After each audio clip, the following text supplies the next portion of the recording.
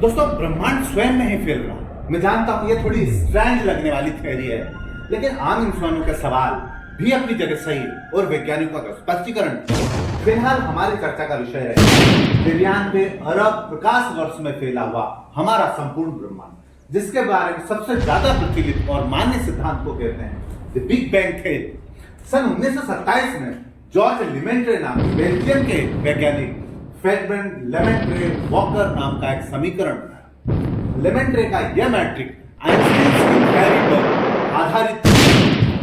लेमेंट्रे के अनुसार ब्रह्मांड की उत्पत्ति एक प्राथमिक छोटे से बिंदु, एक परमाणु से, जो इतना शक्तिशाली था कि जिसके अंदर पूरा ब्रह्मांड समाहित था, जिसमें एक अपार महाविस्फोट हुआ और एक ब्रह्मांड का विस्तार होने लगा, जिसमें यूनिवर्स के सारे पदार्थ एक दूसरे से दूर जाने लगे और यूनिवर्स फैलने लगा। शुरुआती दौर में लेमेंट्रे की इस थ्योरी का मजाक उड़ाया गया और लेमेंट्रे के इस बिग बैंग थ्योरी का सबसे ज्यादा खंडन करने वाले वैज्ञानिक थे फ्रेड होयल।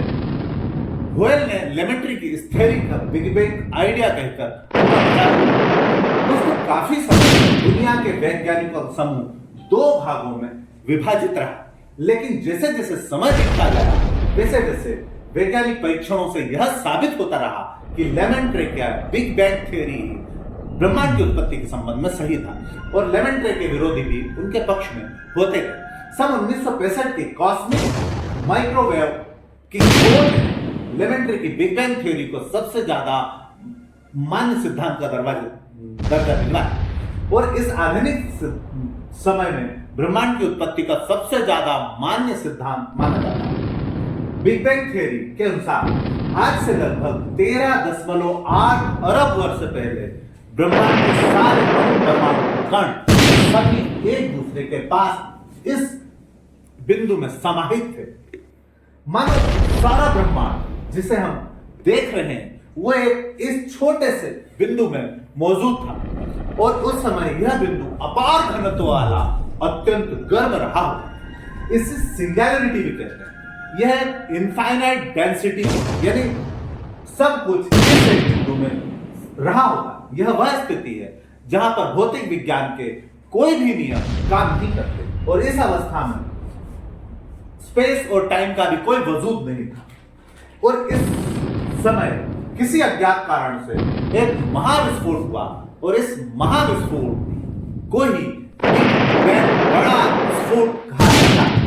यह विस्तार किसी चीज के अंदर नहीं हो रहा, यह कहीं बाहर नहीं हो रहा, क्योंकि इससे पहले दाएं बाएं आगे पीछे ऊपर नीचे कोई चीज था ही नहीं।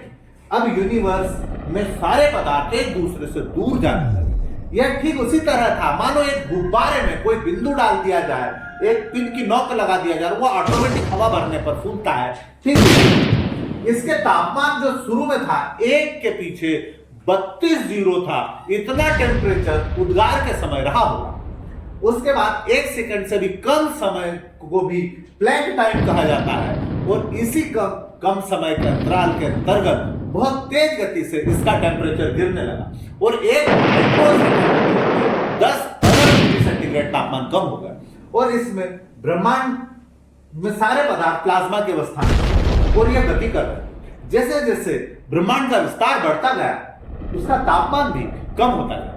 ब्रह्मांड का तापमान इसकी प्लाज्मा अवस्था बिग बैंग के 3,80,000 वर्ष तक यह उथल पुथल चलती रही।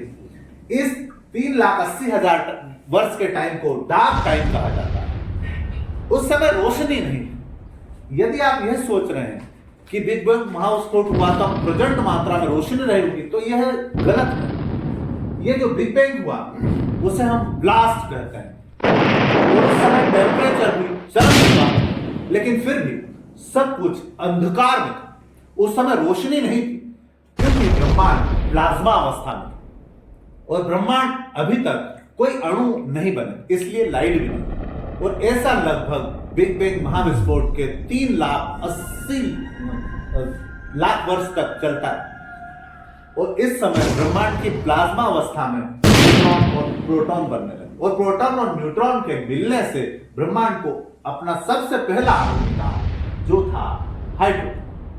हाइड्रोजन का ब्रह्मांड के निर्माण में बहुत बड़ा योगदान है, क्योंकि आपस में हाइड्रोजन के मिलने से हीलियम बना और हीलियम के अस्तित्व में आते हुए सबसे पहला अपना तारा निकला। इस तरह कई सारे तारे बनते गए और ब्रह्मांड चमकीला होता गया। इस तरह डार्क टाइम खत्म हो गया और बिग बैंग के पश्चात करीब 4 लाख वर्ष पश्चात ब्रह्मांड रोशनी से जगमगा यानी दिवालिया और धीरे धीरे निकले कॉस्मिक मैटर से अणु बनते गए और इससे ग्रह उपग्रह और धूमकेतु एस्टेरॉइड बने, उनका निर्माण प्रारंभ हो। ऐसा तकरीबन 8 अरब वर्षों तक यह प्रलय और निर्माण का समय चलता रहा और इसी एक घटना लगभग 4.5 अरब वर्ष पहले एक निहारिका के ढह जाने से हमारे सूर्य और सौरमंडल का निर्माण हुआ, जिसमें हमारी पृथ्वी भी शामिल हुई। पृथ्वी पर जीवन की शुरुआत तो 4.5 अरब वर्ष पहले पृथ्वी का निर्माण हुआ और पृथ्वी के जन्म के पश्चात जब पृथ्वी उस समय जीवन की कल्पना से परे था, क्योंकि उस समय पृथ्वी ज्वालामुखी का और आग का धधकता हुआ गोला था और अपनी ही धुरी पर बड़ी तेज गति से घूम रही थी।